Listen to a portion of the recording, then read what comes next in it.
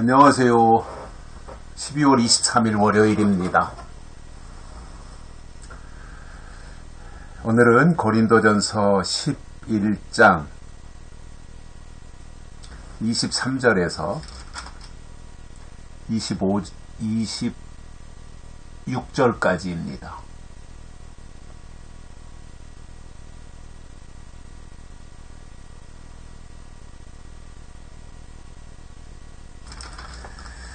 (23절에서) 26절까지 봉독해드리겠습니다. 내가 너희에게 전한 것은 주께 받은 것이니 곧 주 예수께서 잡히시던 밤에 떡을 가지사 축사하시고 떼어 가라사대 이것은 너희를 위하는 내 몸이니 이것을 행하여 나를 기념하라 하시고 식후에 또한 이와 같이 잔을 가지시고 가라사대 이 잔은 내 피로 세운 새 언약이니 이것을 행하여 마실 때마다 나를 기념하라 하셨으니 너희가 이 떡을 먹으며 이 잔을 마실 때마다 주의 죽으심을 오실 때까지 전하는 것이니라. 아멘. 앞에서는 만찬, 저녁 식사에 대해서 이야기를 하셨고 그것으로 인하여서 고린도 교회 안에 여러 가지 문제가 됐던 것을 설명을 해주면서 그런 것에서 벗어나야 된다. 성숙한 모습을 보여야 된다. 이런 의미로 바울이 말씀한 것이었겠지요. 그리고 이것이 이제 어디로 연결되느냐 하면 성찬식으로 연결되는 거예요. 성찬식. 결국 성찬식이 뭐냐면 떡과 포도주와 떡을 먹고 마시면서 주의 죽으심을 오실 때까지 전하는 것. 이게 성찬식입니다. 예수님이 왜 죽으셨는가? 그리고 예수님이 이 땅에 왜 오셨는가? 이것을 계속해서 전하고 그의 죽으심, 예수님이 왜 죽으셨는가? 예수님이 이 땅에 왜 오셨는가? 예수님이 누구신가? 이러한 것을 계속해서 사람들에게 전파해서 알리는 것. 그래서 예수님이 오실 때까지는 죽으심을 전파해야 된다 이겁니다. 이게 성찬식입니다. 그래서 일반 고린도 교회 안에서 일반 사람들이 모여서 만찬하던 것을 이제 성찬식으로 바울이 끌고 가고 있습니다. 그래서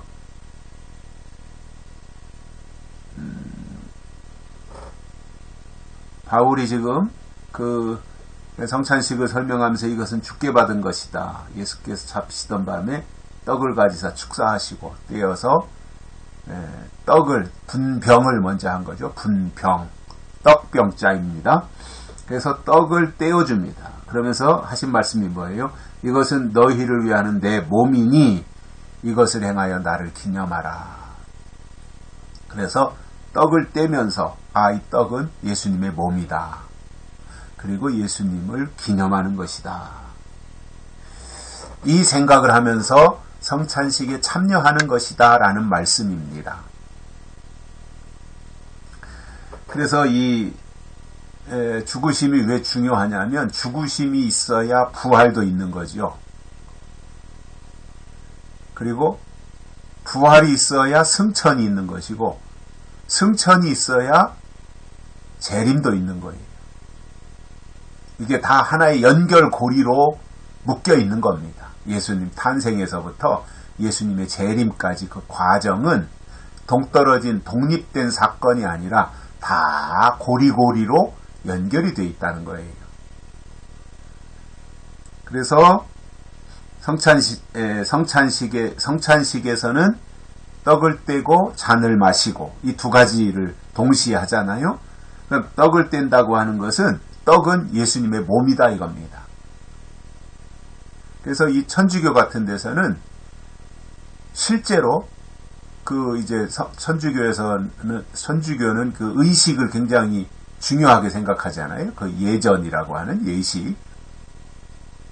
그 사람들은 이제 실질적으로 그 떡을 떼어서 입에 넣기 전까지는 떡인데 그것이 떡을 떼서 내 입 안으로 넘어가는 순간 그것은 예수님의 살로 변한다. 그래서 천주교에서는 화채설을 말해요. 화채설.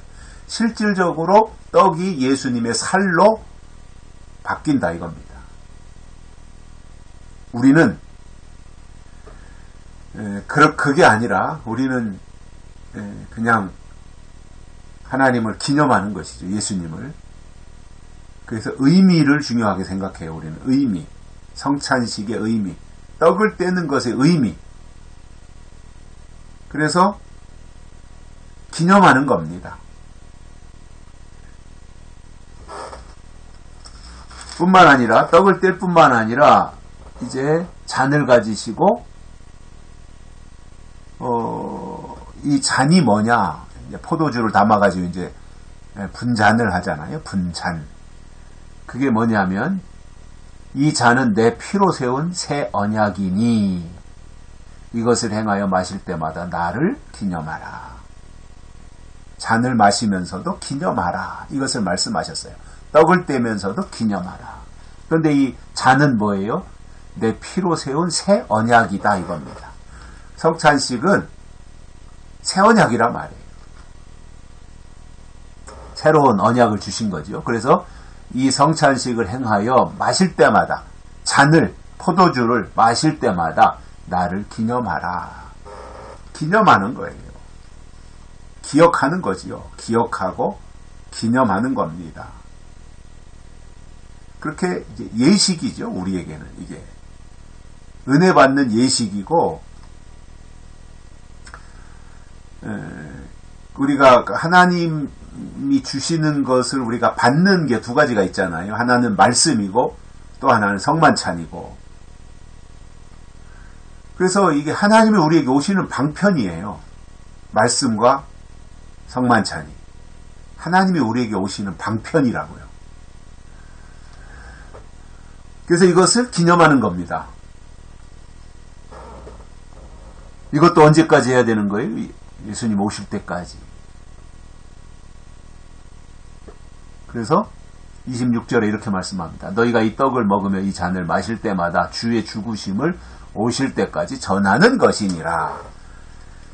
예수님이 이 땅에 오셔서 어떠한 삶을 사셨고 왜 십자가에 달려 죽으셨는지 이 잔을 마실 때마다 성만찬을 할 때마다 주의 죽으심을 오실 때까지 예수님이 다시 오시는 그 순간까지 이것을 전해야 돼요.